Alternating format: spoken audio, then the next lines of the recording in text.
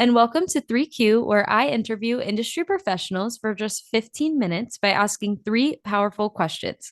I'm your host, Rachel Vogel, and joining us for tonight's episode is longtime music executive Lynn Lendway.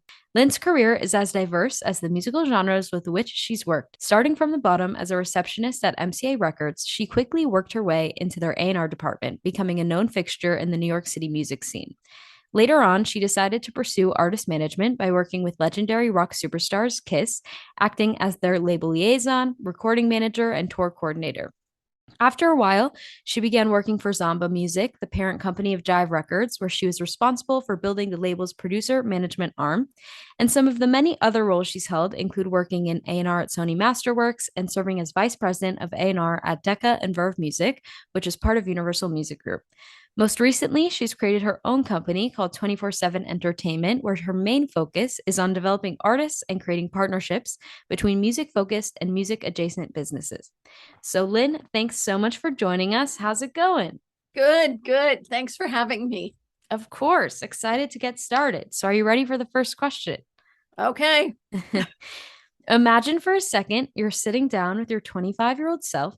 What one piece of advice would you give her on a personal note? And what one piece of advice would you give her from a business perspective?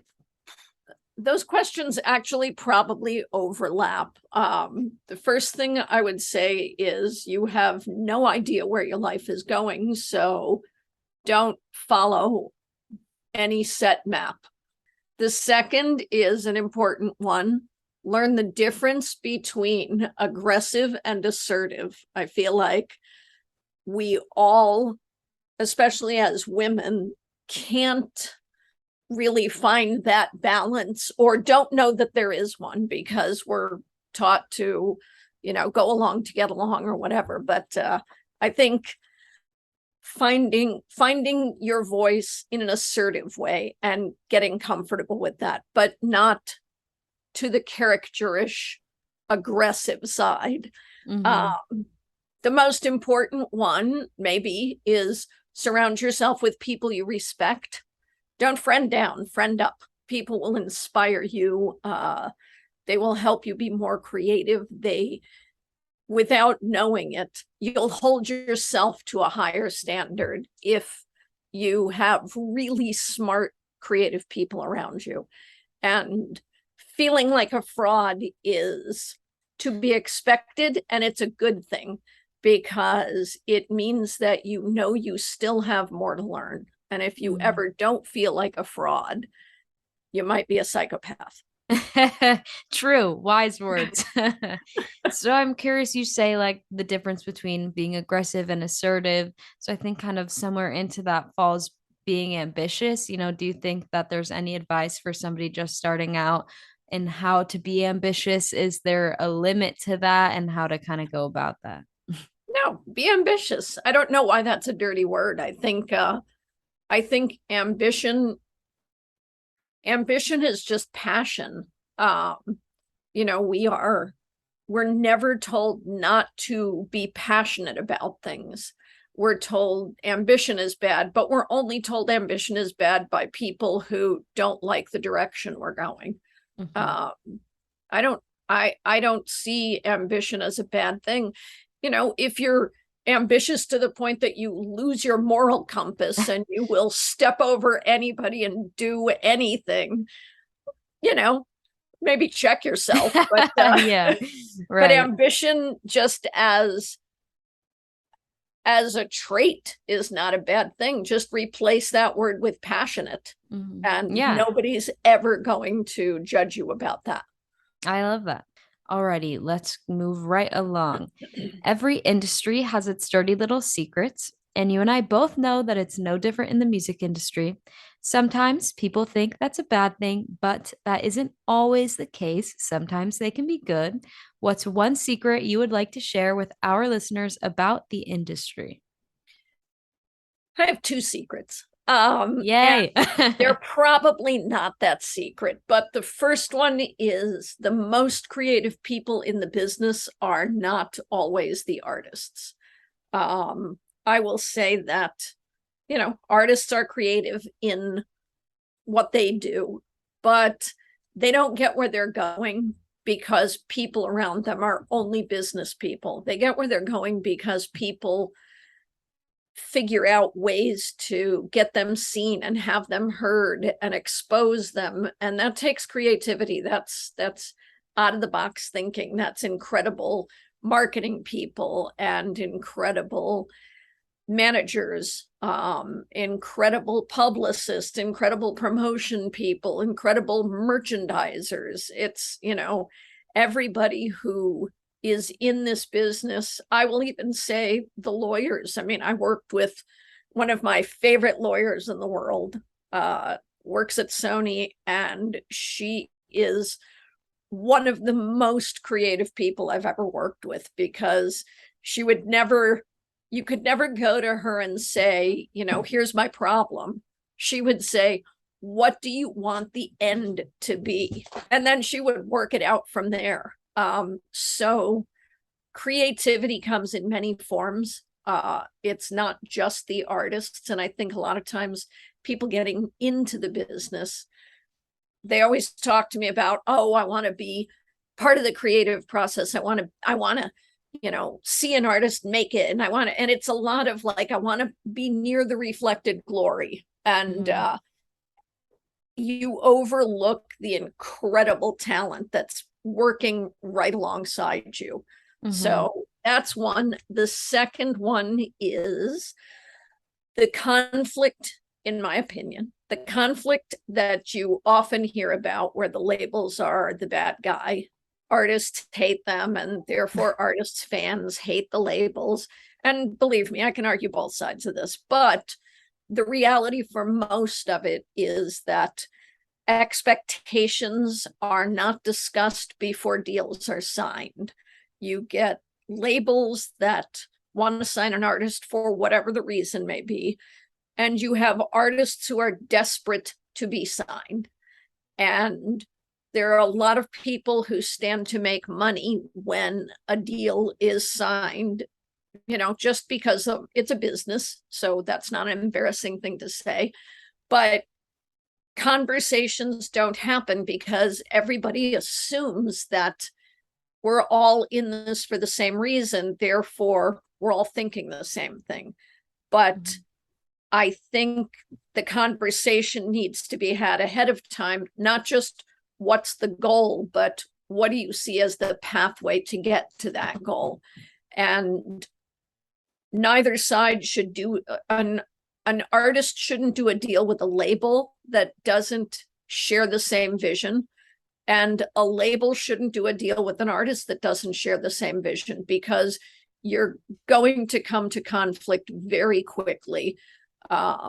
And it will end badly. And that's why you hear all of these different stories about terrible labels and terrible artists. And, people are always calling me and going, what do you think of this thing that's happening? And my answer is always, they should have talked about it up front.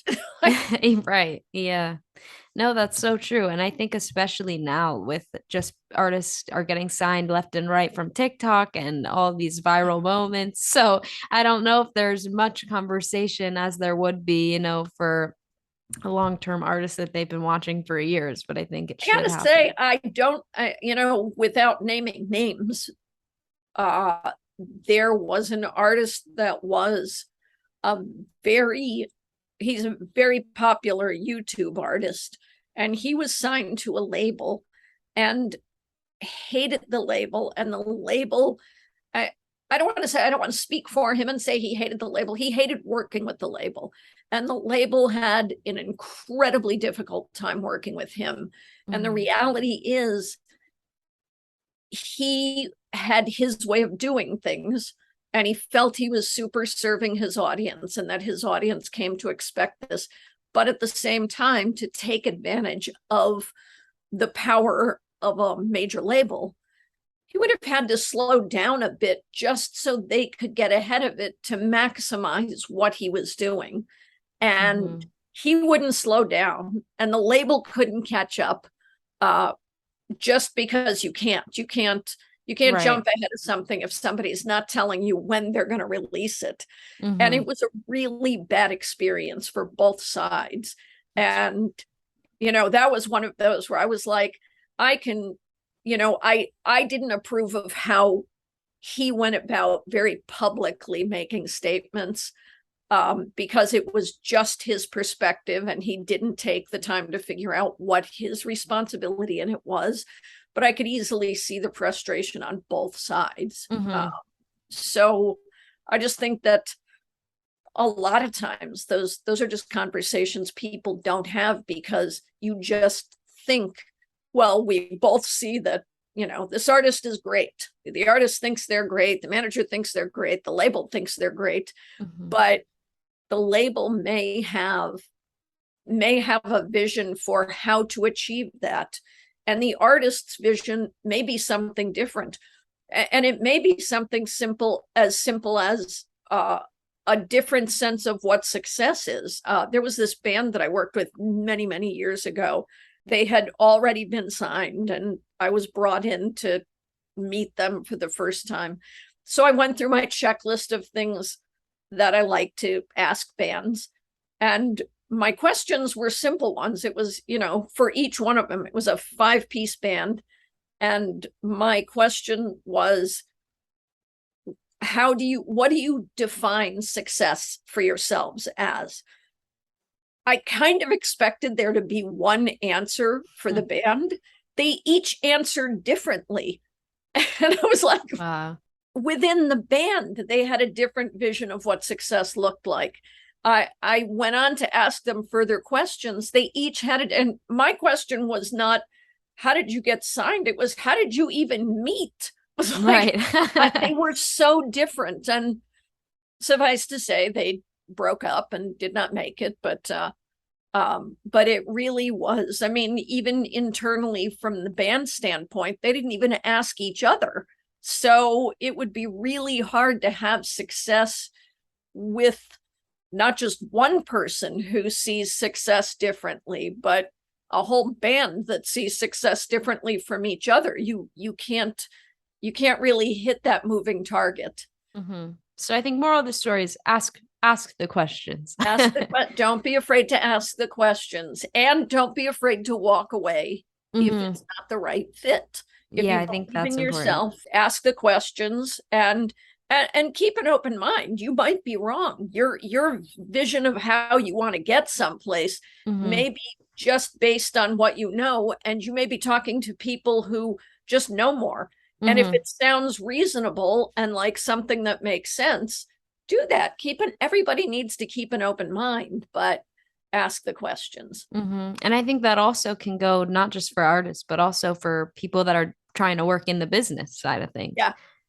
Not all jobs are a perfect match. Exactly. A friend of mine, and believe me, it took me until I was much older to hear this. And a friend of mine was we were doing an intern thing one day, and she said, it is as important, not from a diva standpoint, but it's as important to know what you hate to do as it is to know what you love to do. And I was like, oh my God, I never thought of that. Yeah, that's true. That's a great perspective. Yeah. Alrighty, last question. Throughout your career, I can only imagine you've been asked lots of questions, whether for an industry conference, the media, or even a promotion. But throughout all of those interviews and all of those questions, I'll bet there was one that you've never been asked but would have liked to. So what is that question, and what would be your answer? Ooh, this is a tough one, because I think most of us have been asked everything. Yeah. I think for me, boy, maybe there's two answers to this. Okay. I like one of the people you spoke to said that she had just been asked the question. It was Laurel Stearns who said, what's the thing I really like about myself?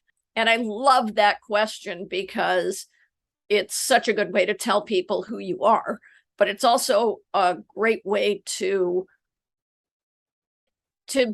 be brave enough to go, oh, you know what, I have some strengths and there are things, and I don't have to be humble about them. And, we're always so humble about stuff. So the thing that I like about myself is curiosity. I always want to know about who I'm talking to, and I want to learn not just what they do, but why do they love what they do. My mind has been open to so many things, whether it's something creative or a business thing or anything that I thought I didn't like, just because I was talking to somebody who was passionate about it, and it wears off. And I'm sure everybody has this experience where it's like, oh, I have to go see this movie, or I have to go to a play, or I have to go to, see a band or whatever, and I don't really like them.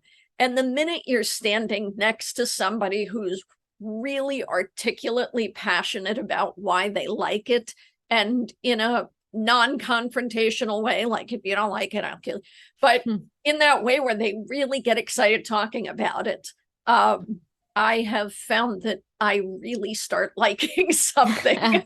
It's So awesome. I think I like to ask myself why I like something too. I don't like to just go, I like it. I like to know why I like it, and I like to be able to identify that. Mhm. And I think that it helps me personally and professionally. And then from another standpoint, the other question I wish people would ask more of everybody is, what does it take other than talent for artists to make it?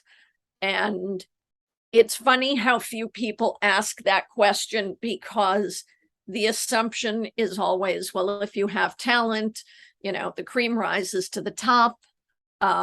That is not the case. I know of very, very many talented artists no one will ever hear about because of circumstance, or whatever, maybe they broke up or something happened in their personal lives, or they just didn't get the shot.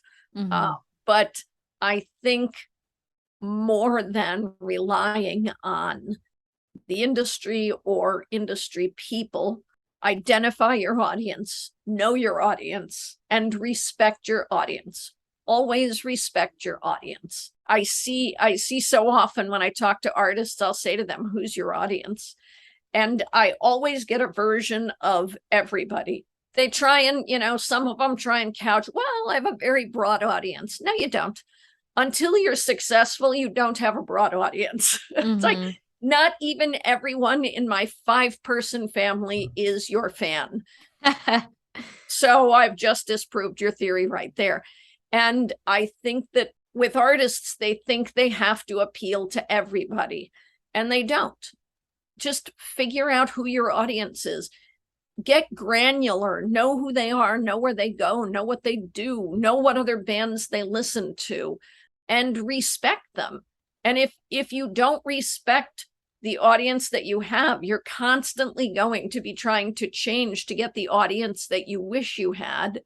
And they're never going to respect you because you'll always be chasing it. Just know your audience, recognize them, know who they are, get to know them, be respectful of them, and never forget that. And if you always remember to respect your audience above everything else, you will be fine. So those are my 2 questions. Yeah, that's a perspective I feel that not many people think about all the time, but that's great. Awesome. Well, Lynn, it has been wonderful having you on tonight. I appreciate you taking the time to chat with me. And to all of my listeners, I know you enjoyed hearing from Lynn just as much as I enjoyed speaking with her. So stay tuned for next week's episode of 3Q, where I interview industry professionals for just 15 minutes by asking 3 powerful questions. See you next time.